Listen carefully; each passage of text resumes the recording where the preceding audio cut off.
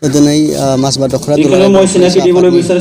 ब्रैजि सेथि बोसोरारि जथुम्मा जागासिनो दङ आरो जोबथा हाबाफारिया मोजाङै मोजां जाफुंगासिनो दङ। थ' आङो मासबा दखरा दुलाराय बर' फरायसा आफादखौ लोगोसे बे ओनसोलनि गुबुन गुबुन दल संगठन मेलेमजिबि आरो नैबे बाहादुर आदर्शनि जि 7टा गामि रायजो राजा बिथांमोनखौ साबायखर बावदों।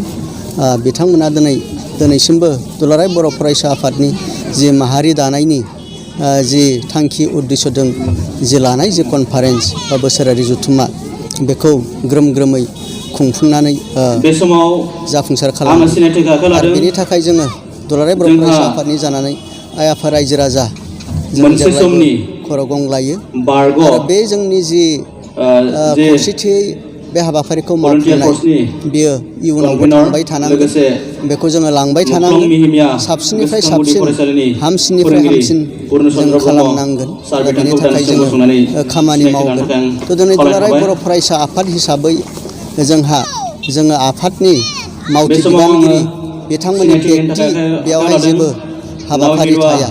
बे गासै दुलाराय बर' फरायसा आफादनि गासै हाबाफारियानो माहारिनि थाखाय आरो माहारिनि थाखाय बावसोमनाय हाबाफारि।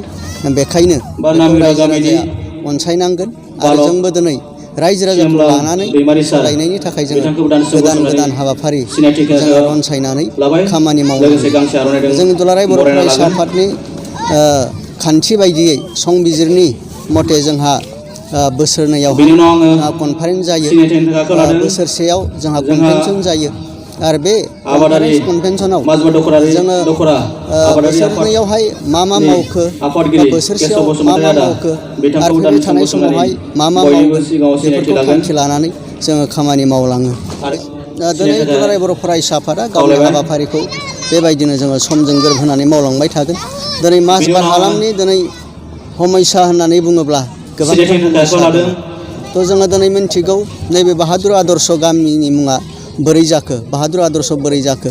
1975आवहाय बै समावहाय मासबाद समस्ति नङामोन, अदालगुरि समस्तिमोन। बिनि MLA बाहादुर बसुमतारी बिथाङा नैबे ओनसोलावहाय बे जि नैबे बाहिपुख्रि आरो जि धनसिरि जि सोरगिदिं साहा बागान दङ बिनि ओनसोलाव थानाय नैबे जि फैलाव गायनाय हा, बेखिनियावहाय जिखिनि हा दङ बेखौ सिलिं एक्टनि गेजेरजों नैबे आइ आफा बिथांमोना होदोंमोन। नाथाय दिनैसिमबो बिथांमोना हा पाट्टा मोनाखै। बेयाव जेरैबो लामा सामा जेरैबो जौगानांगौ जौगायाखै। लोंगा दैनि थाखाय जि सुबिदा फैनांगौ फैयाखै, जेसेबां फरायसालि फैनांगौ फैयाखै। आरो दिनैसिमबो जोङो बे ओनसोलावहाय गिनाङा जासे जोङो रायजो जानो हायाखै।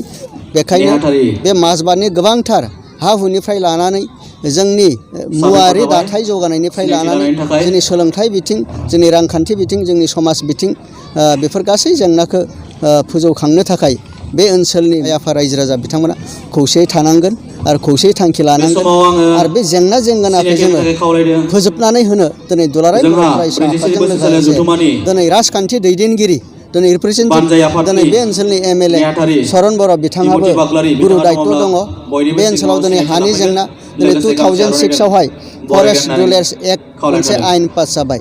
बे आयेन पास जासेयावबो दिनैसिम जोंनि बे राजनितिक दैदेनगिरि दिनै BPF हान्जा बिथांमोना दिनै बै समावहाय कंग्रेसजों दङमोन, दिनै BJPजों दङ। दिनै बिथांमोना मोनसे समाव फरेस्ट मिनिस्टारमोन, WPTनि मिनिस्टारमोन। दिनैबो सनन ब्रह्म बिथाङा WPTनि मिनिस्टार।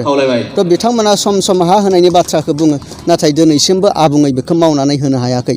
दिनै जुदि फरेस्ट मिनिस्टार जालायबायबा दिनै WPTनि दिनै बिथांमोना मिनिस्टार, दिनै हादोराव मोनसे आयेन फैबाय, स्टेटआव बे इमप्लिमेन्ट जानांगौ, जोंनि ओनसोलाव इमप्लिमेन्ट जानांगौ।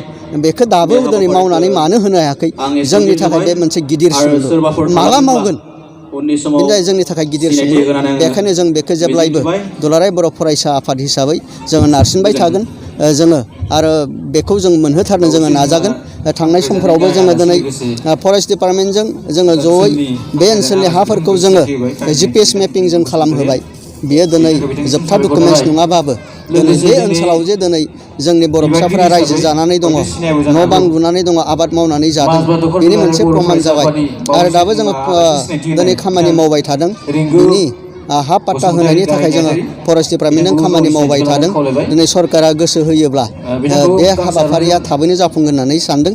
बेखायनो गासैबो बे ओनसोलनि मेलेमजिबि दल संगठन जों फरायसा आफाद जों बे गासै मोनथायखौ जों मोनहोनो नाजागोन आरो राजखान्थि दैदेनगिरि बिथांमोनाबो बिनि सायाव खामानि मावथों। बेनो जोंनि दुलाराय बर' फरायसा आफादनिफ्राय मोनसे आपिल थाबाय।